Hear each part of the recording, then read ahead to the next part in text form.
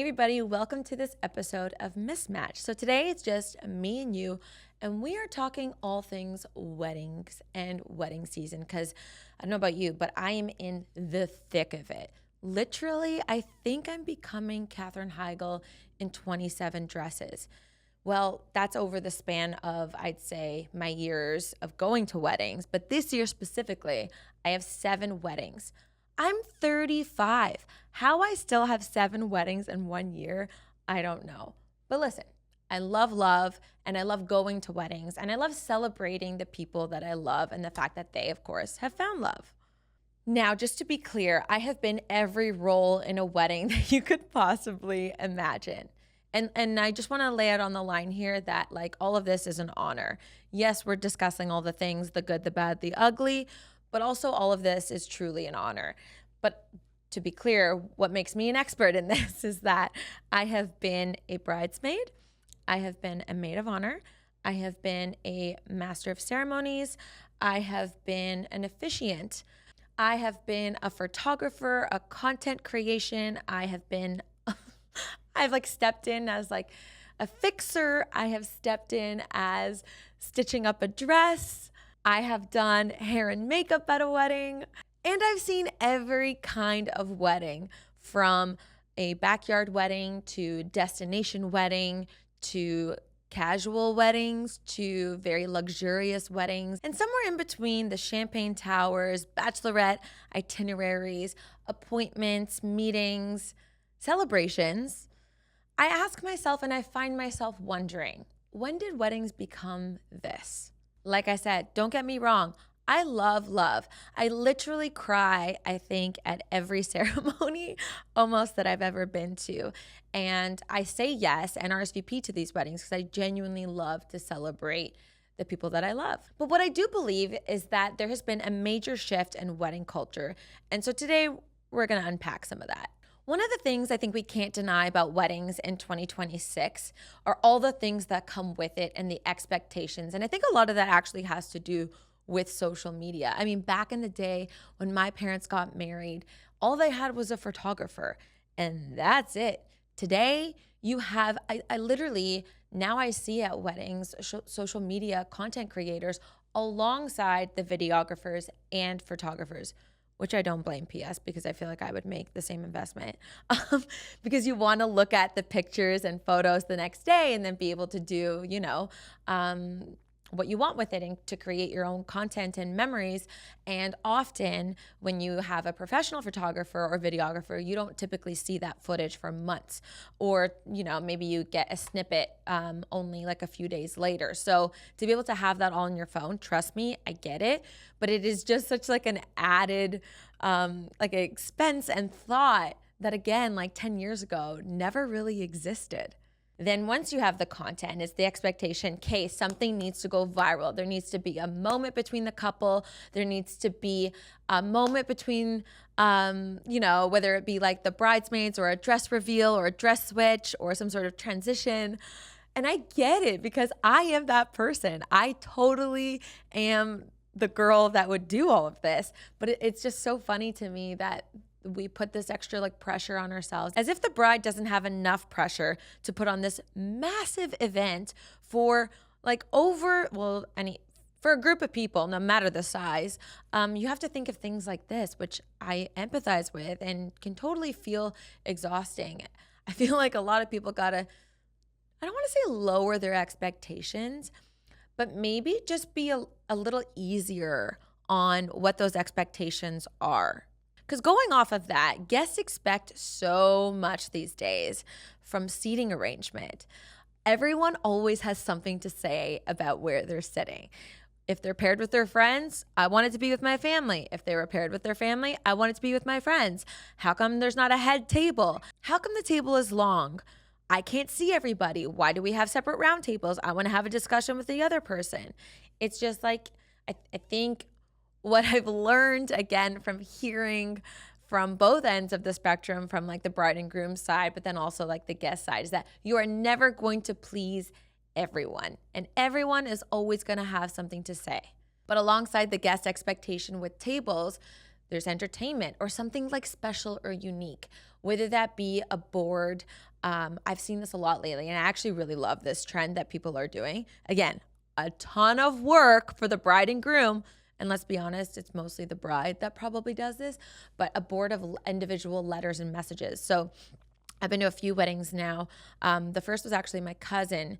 What was it, last year, a couple years ago? It was a big board, and there's envelopes all over the it's like 7 feet tall, all over the board.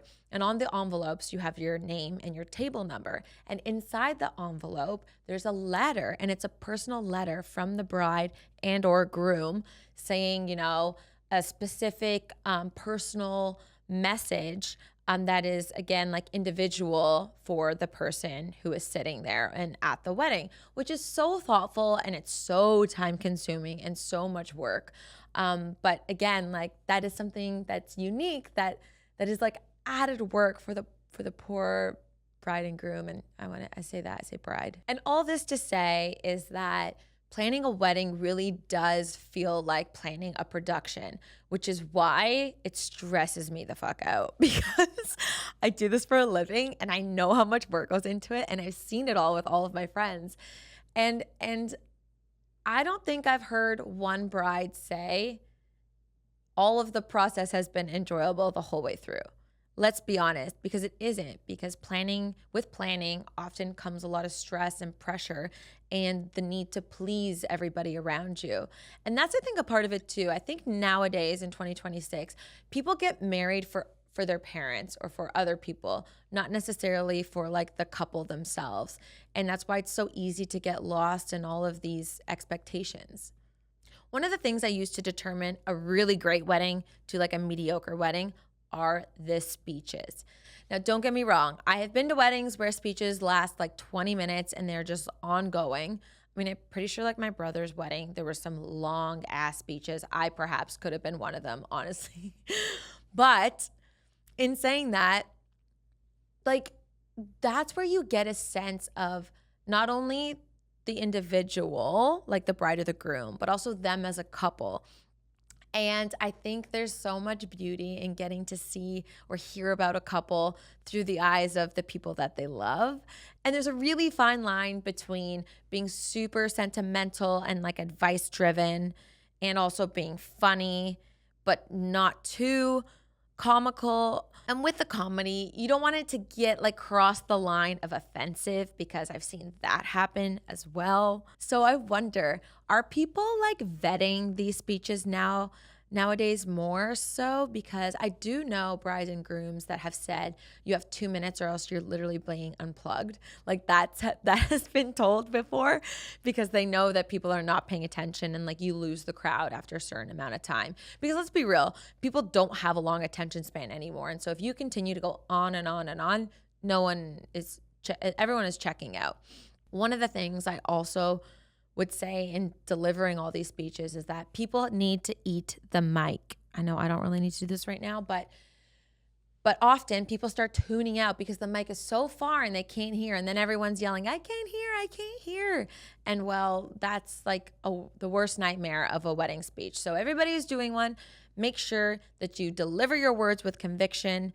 You're hearing it from an on-air personality here, with confidence, and you eat the mic. You want everybody to hear every word that you're saying, or they're going to tune out immediately. But this isn't about me giving lessons on how to deliver a speech, but just the importance of a speech.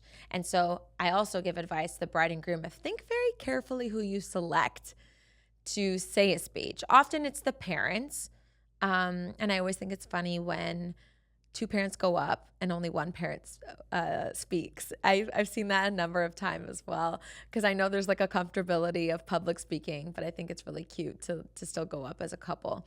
But also you have like the maid of honor speech, but some people have more than one maid of honor, or like a maid of honor and two bridesmaids that they want to go up. Some people have like friends. The MC is the one carrying it. And this is the thing, the role of an MC too. I think it's important for the MC to like set the stage of fun, the couple, their relationship to them. But also, it's not your time to say all the things. You are just the connector. So MC sometimes gotta like chill and like hold back a little bit. in saying this. Now I'm sure people are listening being like, Nicole, you've never done that. But I really try to be mindful of that because you're hired as the MC not to go on and on about how much you love the bride and groom. Like that's limited, you know, you gotta reel that in a little bit. So I want to touch on some traditions at a wedding that I really love and that I actually grew up with. Like I said, I've been to a lot of weddings and I've been to different cultural weddings as well, where there are different traditions. An Indian wedding has about like 3 or 4 days, actually, so maybe like a week of celebrations. I've been to a Jewish wedding with a Jewish ceremony and different dances and anyway, they're all so beautiful and so much fun. One of my favorite things that we do at my weddings, culturally, I'm half Italian, half Macedonian. And although on the Italian side, there are a few traditions with, you know, bombonieres and specific dances, like the tarantella, they always play. On the Macedonian side, we have a few more traditions. Like we have a kolak, which is traditionally, it's supposed to be the day before, but now people do it like a few days before or a week before because it's so much work. But it's a massive party, kind of like an engagement style party where the groom's family comes to the bride's house and the bride has, you know, a hope chest, what we call a hope chest. And in there are like fresh linens and towels. And the whole idea is that the male's family has to throw money to buy the dowry or the bride. And so although that's like very traditional and old school, it's still done today at a lot of traditional Macedonian weddings. And I love it because it's such a big party. It's so much fun. There's often a band and music, and they turn it into a theme. Like, for example, like my god sister married a Colombian, so they all dressed up in like traditional Colombian outfits, and it was just it's just such a good time. It's really a lot of fun. And then that same night too, you also make bread, and that's the same bread that then you do a special dance with the day of your wedding. Something that I think a lot of people have seen online or perhaps heard in conversation with anyone who is Macedonian or Orthodox is the pig dance. Now, the pig dance is so much fun. We sound, like when I say this out loud, I realize we sound like a bunch of savages, but really, it's really fun and something I think everybody would love to be a part of, honestly. So what happens is traditionally the godfather of the bride and then all of like kind of like male relatives and friends go to the back and they come out with a tray with this massive pig that is, yes, indeed dead. It's like a spit roast, you know, massive tray, massive pig. They throw money on the pig. And again, this is like to help buy the meal for the bride and groom for the party tonight. So everybody throws money, but they come out with like chef hats, forks and knives. There's, again, a traditional Macedonian band that plays specific music. And sometimes the men that are doing the dance will also dress up in like a funny theme that is relevant to the bride and or groom. And it's really funny. I love a traditional first dance that is super special. I seemingly cry at every first dance. I love that the bride and groom have those moments. I don't know if you've noticed recently, the songs are being shortened, which I appreciate, you know? Sometimes I think they're too short. I want to see you dance for over a minute. I think between like a minute and a half and 2 minutes is like a reasonable amount of time for everybody to watch you dance. I know it's awkward, but it's just nice to see. One of my favorite new trends at a wedding is that the bridesmaids and or even just like girlfriends of the bride will do a choreographed dance. Now, I know this is full on, but I am a dancer, and so I really appreciate this sort of thing because, yes, there's choreography, there's practice, there is creativity involved in the rehearsal of all of this. And I've actually been to like quite a few weddings where the bride has done this, but it's so special. And the groom, I'm telling you right now, has never not loved it. He's like sat down and instead of like the garter belt, which again, nobody really does anymore, Now the brides are doing like a full-on dance. And I'm not talking like striptease. I'm talking about like a choreographed dance. I did one in the past wedding that I was in, and it was so much fun. The bride was living her best life, and he loved it. It was just, it's a lot of fun, and I think that's one of my favorite new traditions that I think a lot of brides have tacked on to their list of to-dos, but I love every second of it. A lot of weddings cost a lot of money. Before, and I say before, like back in the day again, and talking to my parents about this sort of thing, what people used to have weddings and celebrations to try and get ahead. That's why people had a registry, because they didn't live together. It was like, we're gonna pick all these house items. People are gonna bring it to the wedding, traditionally anyway, and set this couple up for success in their life in building a home together, which meant that the bride and groom are typically aiming to, quote unquote, profit from their wedding, to again get a head start on their wedding. And so a lot of the time in my culture anyway, the parents would typically pay for the plates, and then the couple would put in anything extra, sort of thing. And it would usually be divided amongst however many people is on each side. So for example, if on the bride's side they have 100 guests, then her parents are paying for 100 guests. If on the groom's side they only have 50, then the groom's parents would only pay for 50. And that's kind of how it was done. Now, however, it's a whole other thing. And I feel like, sadly, like parents are not able to help their kids as much because it costs so much. Like right now per plate, I would say plates are going anywhere between $250 and $350. And that's like per person. For one person to be a guest at a wedding, that's what it costs you. But that's not really what it costs you, because when you factor in, specifically for a woman, a dress, shoes, hair, makeup, often transportation, sometimes stay, it really does add up. And I'm not even talking about the financial investment from the bride and groom side of weddings costing anywhere between $80,000 and $150,000. That is like so much money to me. I don't know, maybe I'm a cheap ass. I don't think so, but I would so much rather put that money towards a house, towards a vacation. Not all of that money for a vacation, but like some of that money, rather than paying for that. It just seems like absurd that things cost so much money. And here's the thing with vendors, the second that you say that's, for example, flowers are for a wedding, not a funeral, or not perhaps a birthday, they like jack up the price like nobody's business. Like I know people who have spent $30,000 just on flowers that will die maybe 3 days later.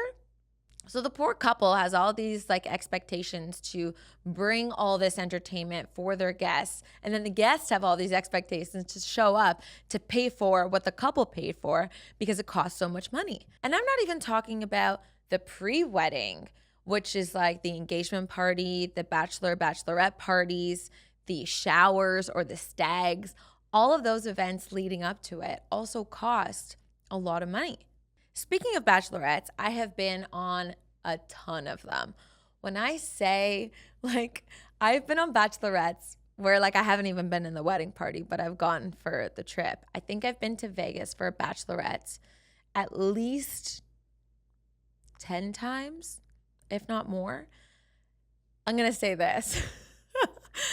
I have been to Vegas to celebrate a bride so many times that the strippers from Man from Down Under, the Australian version strip show, which is quite comical and fun to go to, knew our group of girls. They're like, oh, over there, those are the Canadians.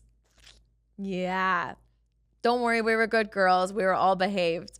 But in saying that, it's just pretty funny because, we had our same promoter, we had our same beach clubs that we would go to. And like, those are some of my favorite memories, genuinely. I love going away for bachelorettes. This year I went to Miami and Tulum, and we had so much fun, so many laughs, so many stories, and really good memories. And it's interesting because I've been to different kinds of bachelorettes, like I said, with where my role was different, where I was maid of honor at a bachelorette, but then I've also been a bridesmaid at a bachelorette, and I've also been a just guest and friend that has gone to like celebrate someone. But there's a lot that goes into it. There's the group chats, and I've had my fair share of different kinds of group chats. I'll tell you that. A lot of brides will have, or traditionally anyway, I'd say, like different girlfriends from different groups of friends or family that are kind of all mishmashed together. And so it's very hit or miss how that's going to go. You're either going to have girls that get on and mesh and gel so well together, which you would think that would be the norm because you all have the commonality of the woman that you are celebrating and or love and friends with. And then you have the group of friends that seemingly just butt heads. Everyone wants to be the leader. Everyone wants to be in control. Everybody has something to say about anything and everything. And I have been a part of both of those. And let me tell you, being a part of a group where girls are difficult, and girls are difficult. I'm not going to deny that. We have so many opinions. Again, we have so many expectations, but it is a headache and a huge pain in the ass when girls don't get along. So here's my PSA. If you don't like the group of girls that you are going on this bachelorette with, two things. Either don't go, is if you're going to be miserable and get in a fight, or keep your opinions to yourself. Just shut up and just do whatever the bride says. Everybody seemingly thinks that they have, opinions that are wanted and warranted, but it's not the case. It is the bride's day. And I think so many people forget that, because they're making this investment, which I totally get, into this trip or into this vacation, into this bachelorette trip, even if it's local for the night. Let's just say that you're going out. But it's not about you. It's about the bride. So seemingly like keep your opinions to yourself. And the only thing you're supposed to do when going to these things is, yes, bride. What do you need, bride? How can I help you, bride? Yes, bride. That's it. The most important job is that you're showing up for her to make her feel loved and special on not only, again, on her day, but leading up to the day. And especially on a bachelorette, I think that's something that's really, really important to do and to kind of keep at the back of your mind and remember. One of my favorite things to do at a bachelorette party is have like a bachelorette going out night.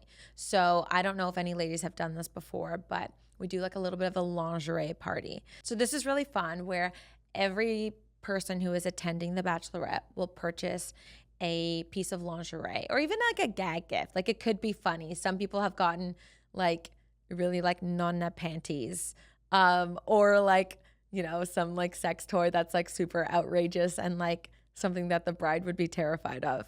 But all that to say is everybody wraps up their gift and puts it on the bed. You do the balloons, you have maybe some cocktails, music. The bride comes in, the room is decorated, and all the gifts are on a table or on the bed, whatever. And the bride has to guess who bought what gift. And every time she gets it wrong, she does a shot. Or maybe you can make her do something else if she's not drinking. But anyway, that's one of my favorite games that we play on a bachelorette that always kind of gets the girls going on like, the big night out. And it's a lot of fun. But I do find myself, and I don't know if this is true of any other 35-year-old going to weddings, is that I enjoy kind of the day party scene way more than the evening because I just feel like I have more energy. We used to go so hard in the morning and at night. How that was possible, I don't know. Well, I do know because I remember one time when I was coming back from Vegas, it was 3 days, but we like legitimately did not sleep the entire time. We took a flight that was red eye and came home in the morning, and straight from the airport, I went to work. I won't say where I went, but I went to work, like grown-up job. And I remember I was so hungover. I probably honestly was still a little intoxicated. And I did not drive. Don't worry. There was an Uber straight from the airport to work. And I and I just remember showing up to work feeling like absolute hell. And honestly looking like it as well. And I log in and I'm working, and like around noon, my boss had come out and just like had a hard look at me and was like, "You look rough." And I was like, "Yeah, I had like a weekend." I didn't really want to say anything, right? And he's just like, "Yeah, you should go home." He knew. He knew exactly. I was like, "You know what? I am. I'm gonna go home and I'll be back tomorrow." But yeah, some good times. As I was mentioning about like the pre-wedding celebrations, one of the other things that I think has gone a little out of control is the whole proposal. Gosh, there are like legitimate productions that women expect now. And often I side with women, but here I'm siding with the dudes. I'm going to refer to hetero proposals because I feel like there is so much pressure on men to like do this whole production. Before, it used to be like dinner, I take you to a sentimental spot, we get down on one knee, there's the ring, and then the whole shebang is done. And now there's a photographer, there's outfit changes, there's probably a proposal planner actually a lot of the time as well. That's like a very niche job that I'm sure is like getting paid a lot of money these days. When I see a proposal like on Instagram, obviously, and don't get me wrong, I enjoy it. I watch them. I love them. I cry when I watch them. They're so sentimental and beautiful. I find myself asking, is this just performative or is this just the evolution of proposal? For me, I love a beautiful romantic proposal, but I think we need to get back to it being meaningful to the couple. What is it that is her favorite place or your favorite place together? It's like, and the whole photo thing. You know what, I think when I was young, I had this idea of like wanting to have a photographer to like capture the moment and the tears and the shock. And now I think to myself, like, honestly, that would be like the last thing that I wanted because I want it to feel so intimate. I always say, I'm like, anybody who gets married in a public place or with like a Jumbotron, kudos to you. I think it's really fun and cool. And again, like, it works. Every couple is different. But for me personally, I want to like, I don't know, I think there's something really beautiful about stripping all of that away and getting back to just the simplicity of things, of whether that be the two of you at home. I always say, I'm like, my dream proposal would happen in bed because it's my favorite place besides the beach. But actually, because there's something so simple, that moment doesn't last long where it's just the two of you. And I think there's something really cool about that moment. Again, like I tell myself, if the day ever happens, I want to make the conscious decision to like not touch a phone for like hours. I just want to be present in the moment, talk about all the things with your person and be excited and like kind of block out the rest of the world for that really special, intimate moment between the two of you. At the end of the day, I want to remind everybody what makes a wedding special. Like the proposal, like a bachelorette. It's not about the flowers. It's not about the money. It's about vows, and it's about unexpected, beautiful moments.